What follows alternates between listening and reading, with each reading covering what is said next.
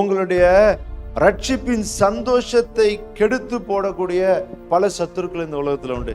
There are some things that will try to destroy the peace that you enjoy with God. தேவனோடு கூட உங்களுக்கு இருக்கிற சந்தோஷத்தை சமாதானத்தை கெடுக்கிறதற்கு பல விதமான காரியங்கள் வரும். அந்த காரியங்களுக்கு நாம் இடம் கொடுக்கும் பொழுது குற்ற உணர்வு நமக்குள்ள வரும். குற்ற உணர்வு நமக்குள்ள வந்துச்சுன்னு சொன்னா நம்ம தேவன் கிட்ட போகிறதற்கு என்ன பண்ணுவோம்? பயம் நமக்கு வந்துடும். ஆண்டவரும் அதான் சொல்றாரு, ஆதியின் அன்பை விட்டு விட்டாய் என்று உன் பேர்ல எனக்கு ஒரு குறை உண்டு. Come back to the former love. ஆதியின் அன்புக்குள்ளே ஏன் ஆதியின் அன்புக்குள்ள திரும்ப முடியலன்னா, ஜெயம் கொள்ளுகிற வாழ்க்கையை வாழ முடியல.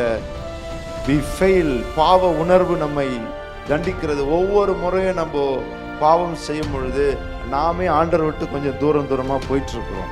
ஆவிக்குரிய வாழ்க்கையில இடறினாலும் சீக்கிரத்துல தேவனிடத்துல சீர் பொருந்துவதற்கு நம்ம ரெடியாக இருக்க வேண்டும். அதனால்தான் restoration, forgiveness, reconciliation is very very important.